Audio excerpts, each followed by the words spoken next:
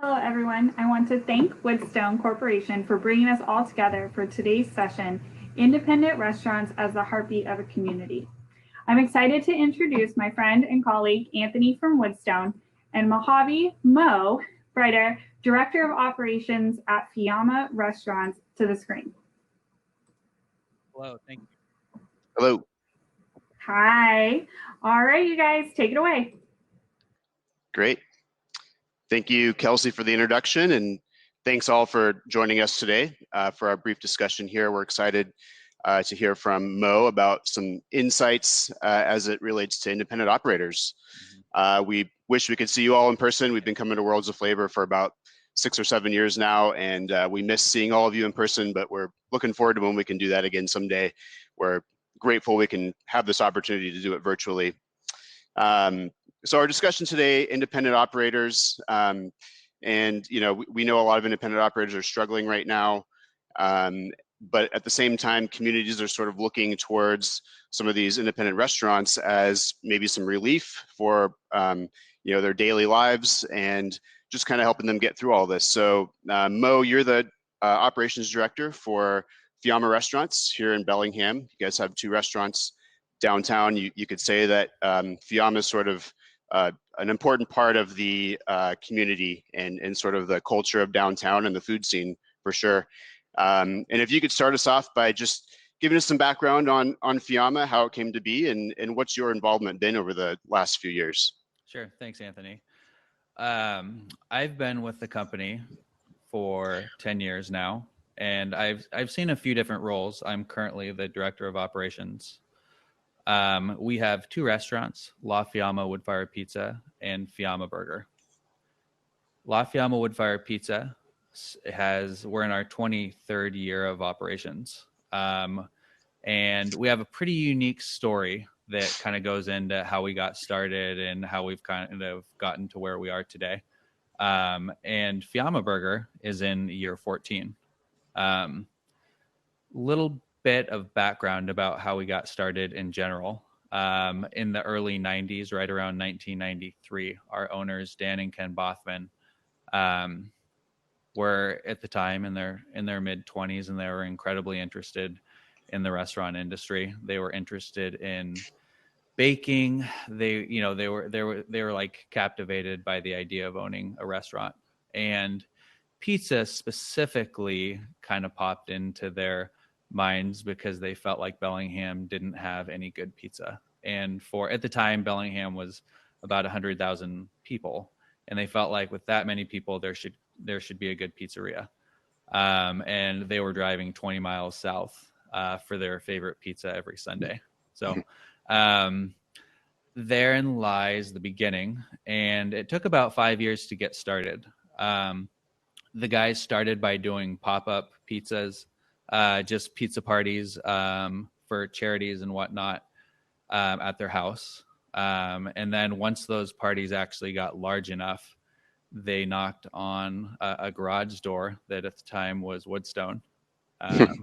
And so that started a 25-year plus relationship. To this day, we joke that we are likely Woodstone's first and only walk-in customer. That's probably true. Yeah. And so our oven is wood fired. It is and I believe at the time it had the same name, but Mount Baker. Yep, I believe the Mountain series was original to that. And we had a lot of inspiration from everywhere on what type of pizza we wanted to make. It's not pre-internet, but the ability to do research was a lot different then, and research looked a lot different. So we were really inspired by a handful of people in the pizza industry, like Wolfgang Puck, and looking at bread, Nancy Silverton, Chris Bianco.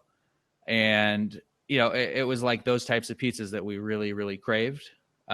Ultimately, in our community, we didn't want to be kind of set to what style pizza do you have? And so we kind of created our own, and it's got a delicious wood-fired chewy crust. It's not Chicago, it's not New York, it's not Neapolitan, but it's appealing. it's special. And we do a lot of classic and traditional things. And we also have some really fun flavors and flavor profiles that we like just don't have boundaries with. And that was the exact position that we wanted to put ourselves in. So our restaurant in general, from day one, it was built for what we thought the community needed at the time. And luckily, we kind of hit a lot of things right. Of course, we didn't always have everything right from the beginning. But that was our start. And after about 10 years of operation, we started building Fiamma Burger. And Fiamma Burger is a QSR restaurant. We cut and grind country natural beef, and we cook burgers to order. We bake our own buns every day. We have a commissary kitchen that produces a lot of our condiments and cuts all of our vegetables fresh daily, things like that. And we're serving anywhere from 100 to 700 burgers today. Very good. Is that where the caper almond pesto gets made in your commissary? I saw that on your menu the other day. Yeah. Even, over the last 25 years, pesto became a little different ingredient than it used to be, right? Right. Yeah. No, thank you for that. It's a great story. And when we have guests in our kitchen here at the factory, we love telling that story and being a part of that. And we always encourage people to head downtown and get a look at that 20-plus-year-old oven that's still rocking today. Yeah, it's still there. And we look at how many pizzas we think we've cooked in that oven. I haven't ever really done the math, but it was a pretty great investment. And it shows no signs of slowing down. That's great. Yeah. Specifically, my role with the company, anyone coming into any sort of position is there to build sales and to lead the restaurant with its identity kind of into the future. A large part of my direction was creating fresh recipes and changing offerings just a little bit to appeal to the community as much as we could. And on the flip side, away from like the food angle, I've spent a lot of time putting our administrative work into cloud-based programs. We use an umbrella program called Restaurant 365. We integrate with Extra Chef and our different POS systems. So a lot of my day-to-day oversees that as well. Great. So going back to, community or involvement in the community, that kind of leads right into what our topic is today, as restaurants being sort of the heartbeat of the community. How do you see Fiamma fitting into our local community? And do you guys have, sort of a conscious effort from an operations standpoint to kind of make this part of your brand? Mm-hmm. Yeah. So in thinking back to our just even getting started, it was always about what we thought that the community needed. And so today, just with the amount of ground that we have under our feet, some big things that we really stand by and get into the community with is like, we want to give constantly, and we want to give big. So, when we donate, we sponsor sports teams and all sorts of little things, but our biggest relationships are with community-based programs that puts food in people's mouths, like 100%. So we work with a few really amazing local organizations, and that work that we do with them is consistent. It's not like we give 1 month. It's something we give consistently to. And then the other kind of portion of that in the downtown business community is, we want to be good operators for a number of reasons. Number one, we want the community to visit our restaurants as often as possible. I see the same faces in our restaurants every single day or every single week. Occasionally I see them for lunch in one restaurant and dinner in the other. That's always my goal. So outside of wanting the community to use our restaurants, we also want to be good neighbors to our downtown business community. So a lot of the decisions we make, we think about our neighbors. We believe that, a high tide lifts all sails. And so when we think about new programs, we consider how it fits into what downtown has and what downtown doesn't have. We don't often compete on single items with local independent owners to kind of pull things in our direction, because we know that the downtown core, having a lot of good neighboring restaurants, will be good for all of us. And so we try to do our part. The other portion of that is jobs.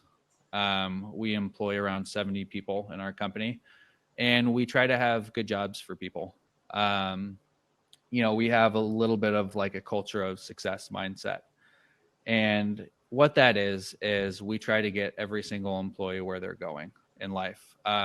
Some people will stay with us for 5 to 10. We have an 11-year employee as well at one of our restaurants, and they're going to work for us hopefully forever. I want to continue to make it a good place for them. And then we also have a lot of very talented people that are coming and going, and they might be getting through college, or they might just be passing through Bellingham. But it's our goal to identify and to hire people into our restaurants that have a lot going for them. And that's really something that everyone who works for us, that's what they have in common. And as an operator, we want to teach them good employment skills. We want to teach them what they should expect from an employer, and the basics of having a good working relationship with your employer. So, whether it's with us or wherever you may be headed after you finish college, we want to get you where you're going. And we feel like that's a good symbiotic relationship.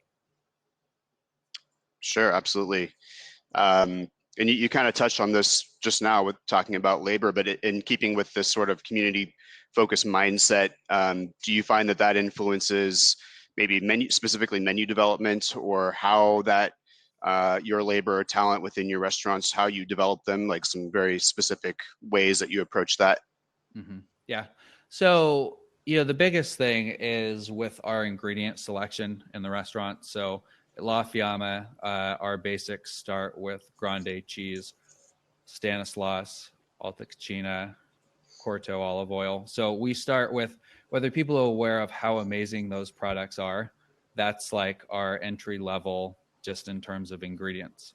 And then we have our commissary, and we're making a lot of things from scratch.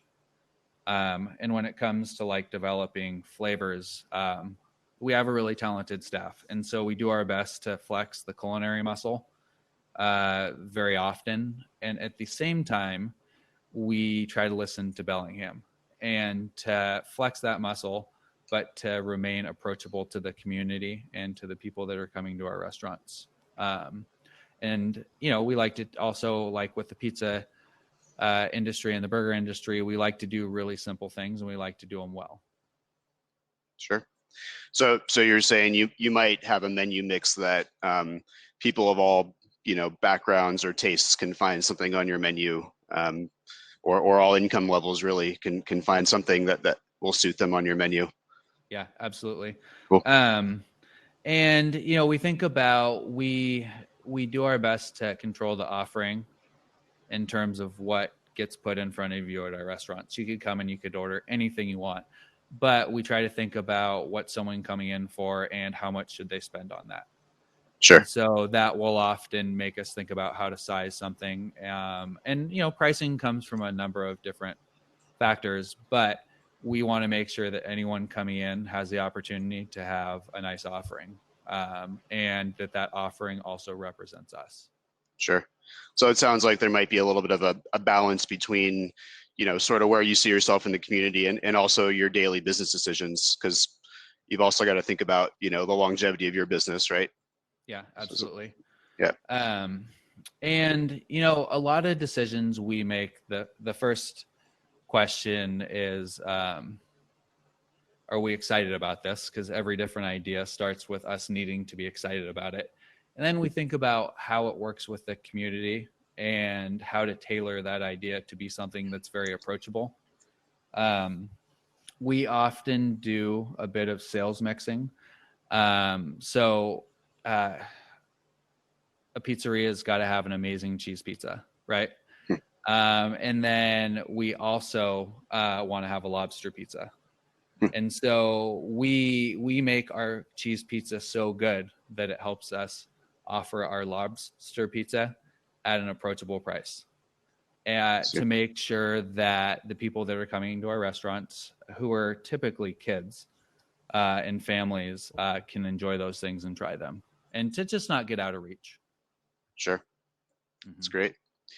Yeah. So we got a few minutes left, and we've got kind of one last question here. Kind of thinking about all the situation we're in right now. A lot of restaurants are in survival mode. They're kind of making daily decisions or decisions on the fly. But in terms of thinking about that long-term vision of staying connected to the community, what advice could you give anybody listening today who might be an independent operator, how to navigate that changing landscape and how to not lose sight of that connection to the community? Mm-hmm. Yeah, and it's something that we ask ourselves every day, most recently. And the biggest thing that stands out to me is to keep with your identity. Is with the times that we are in, we know that the community comes to our restaurants. It's like one of the last few things people can do is like eat out, and to them it's food, but it's also a comfort, and it's a little bit of normal. And so we do our best to keep our offerings the same with what people are craving and what they're familiar with. We want our restaurants to be able to provide as much comfort to people as possible. And also, we know our identity. A lot of restaurants are have had to pivot from their original models just with what's going on in the world. And we know, just as a business, not to get in like a $5 cheese pizza contest with other pizzerias. Not right. If we want to continue doing what we're doing. So we want to do exactly what we've always done, but to tailor our offering to make sure that people are feeling comfortable. Sure. As an employer right now, we think about what the meaning of a job to an individual is and what that job means in the community. A job's always been an important thing to have, but right now it provides a lot more than just a paycheck. And so it's something that we try to really acknowledge, and to be good leaders, to set good examples, and to really think about our staff right now. Great. Very good. And so would you say that, are you guys looking, how to sort of buffer yourself from any future events like this? I mean, I think you already hit it on the head. Identity is really important. But it kind of sounds like, I think a lot of operators start moving a lot of pieces at one time, and they kind of stray far away from that. So your advice is really just to kind of hunker down and stick to what you're good at. Yeah, and we've thought about knowing I realize people watching this will be in different states, and different states are going to have different dining options for folks. In Bellingham, Washington, we're in a phase 2 where we can have limited dine-in restaurant, and then carry out as well. And so what we try to think about with our community is making the dine-in experience as comfortable for people as possible for people who want to dine in. And so we've thought about that quite a bit. We've been really specific with how we've laid out the restaurant. And then on the flip side of that, we wanted to make sure that the dine-in experience didn't make the carry-out experience uncomfortable for others as well. And so both restaurants have kind of created systems to keep the dine-in experience as normal as possible and as safe as possible. And someone who might want an entirely different experience has that opportunity too, with carry out and being as contact free as possible. Sure. And you guys have a walk-up window as well, right? That's something that's somewhat new in the last couple of years, but how is that? I mean, has that been sort of a lifesaver for you guys in recent times, or is that? Yeah. So our walk-up window, we have a slice window we have a pickup window for carryout on La Fiamma now, and that's just to keep traffic out of the building, Sure. Which has been great. And that was an easy thing to do. We moved to POS terminal, but Pie Hole, our slice window, is on the north side of La Fiamma. And what it is, we stretch our pies. We make a larger pie. It's just slightly different, and it slices. And it has been absolutely amazingly dependable. And so it's really reliable. It's a great source of income. And what it offers to our business is like the opportunity to, it has its own brand. And so it gives us the opportunity to be someone just a little bit different, and to also get to leave our pizzeria kind of how we always wanted it as well. Sure. Yeah. Great. Well, thanks so much. I think that's about all the time we have, and Kelsey's back. Oh, thank you both so much. I'm excited to come visit Bellingham and try this amazing pizza. So, but thank you both so much. And thank you to Woodstone, of course, for bringing us all together. And now it's time to go to the cook along. So I'm going to say goodbye to Anthony and Mo, and I'm going to guide everyone to go back to the sessions tab, where you will find Cher just put it in the chat as well. If you want to click on that link, it will take you directly to the cook along. So thank you, everyone, and I hope you have fun today.